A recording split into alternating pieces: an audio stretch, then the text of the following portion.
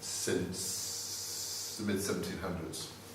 And that's another story.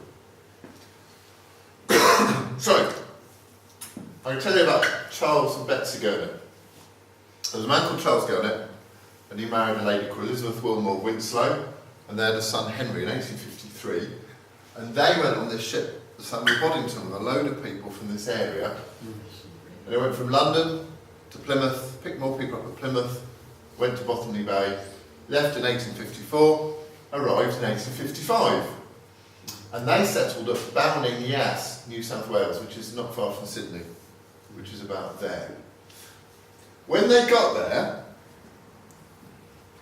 well, I don't know if they knew this family or not, but there was a family from Aylesbury called the March family, who are living there as well. And whether they immigrated together, or they met them there, or thought, well, that's a Bucks accent, or something, I don't know. But anyway, basically two Gurnett daughters married two March brothers. So the Bucks blood was fairly pure then, wasn't it? And a long time ago, a letter came from Australia, and I think it went to my great-uncle Fred Gurnett, and he passed it on to me, and he said, you deal with this. And it was from a lady called Audrey Porter. And I was writing to her, she was researching the Gurnett family, and I was able to explain how they fitted in to Swanbourne and everything. And basically I get a Christmas card from her every year. Well, it's become an email card the last few years. And she sent me a photo of the Gurnetts of Australia, you know, and with a little explanation. This is from the email. I attach a recent photo of 3 generations of Australian Gurnetts. The baby is Amy Gurnett, daughter of Adam and his wife Tracy, and the grandparents are my brother Neville Gurnett and his wife Diana. I feel I have an affinity with baby Amy. She is Miss A. Gurnett, just as I was, because this lady is Audrey Porter, but she was Audrey Gurnett. It's a good name, isn't it? I shall send a copy of this to Neville and Di in Sydney, so they are aware that I'm emailing a picture of their family across Australia, across the world. So, so there's still people called Gurnett in this area.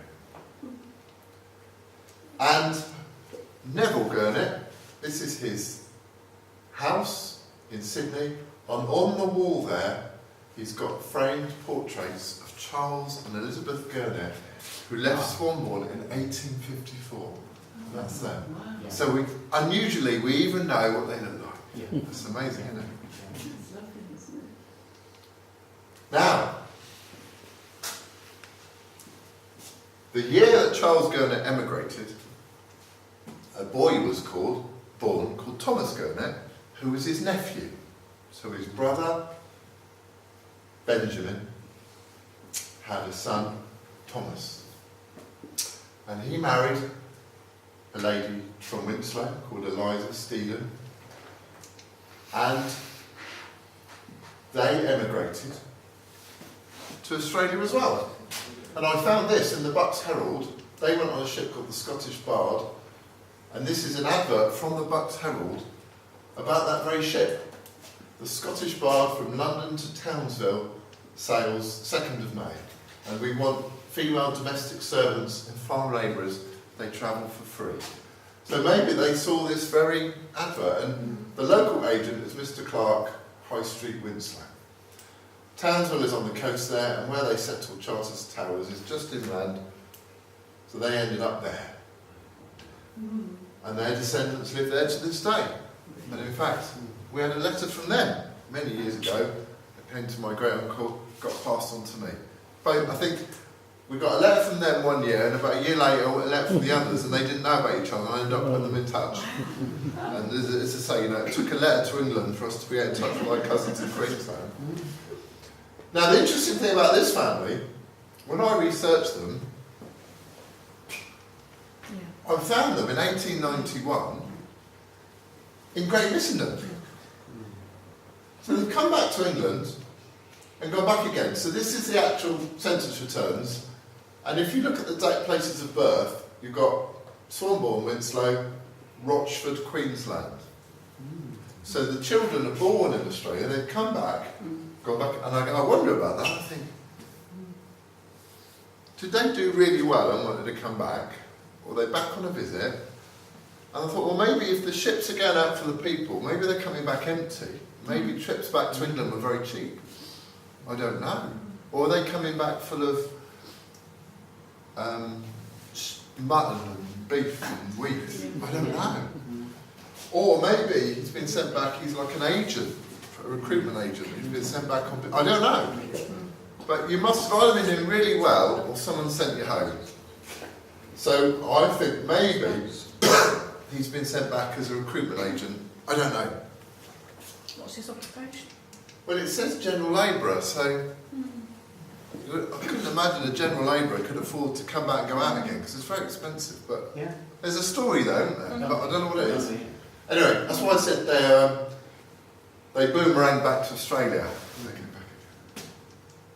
So this is the family tree, just to show you how it fits in. So they went to New South Wales, they went to Queensland. Whether they kept in touch and visited each other, I don't know, because it's actually, the distance between the two is enormous, but if you can come back to Great Missenden, then going up to Queensland isn't a big deal, is it? So I don't know. So today, there are more aldermans and gurnets in Australia than there are in bucks, by far, I think. They're in Queensland and New South Wales, and they're all reconnecting through research, through Ancestry website? things like that. Yeah. People like me putting them in touch. Yeah.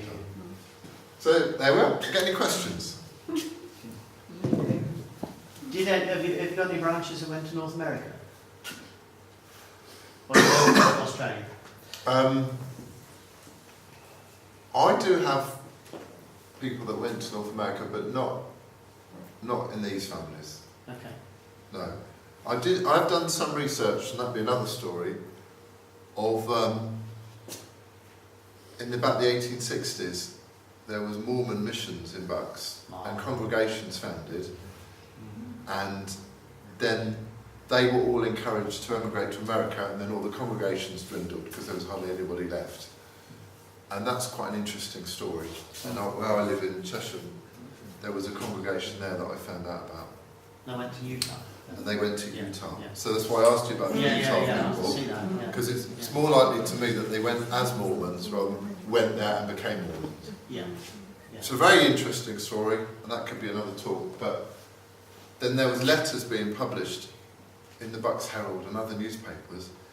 The Mormons had gone out telling people not to come because things aren't very good, and we were told lies about what it's like. And it's really interesting to read the letters that were published back home by people that went. Yeah. So there's a really interesting story, but that I haven't got some more connection for you, I'm afraid.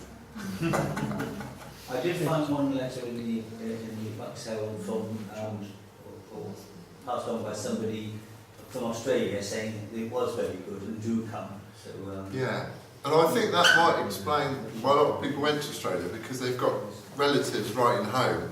Why don't you come out and work on our farm, or that kind of thing? And I think that's probably what's going on. and the free passages. Well, that helped too, of course. Yeah. All right. Yeah. Very good. Thank you. Yeah. Right. Good. Neil, I appreciate that you don't want us sparing everybody the huge alderman family tree. Yes. But where do those aldermen fit into the aldermen that we know about? Okay. Well, Because the same names crop up all the time, don't they? yeah, they do. They do. So, it goes back to... I'll put it on the first slide, didn't I? There was a man called Richard Alderman who came to Swanbourne, we believe, from Adstock. So he came a long way, didn't he? And he married Anne Green, who I think I've worked out now has come from Hogston. And he had 7 children. So one of them is Thomas Alderman, and then another one of his children is the man I've put up here, William Right. Alderman. He's the brother of Thomas Alderman, the convict.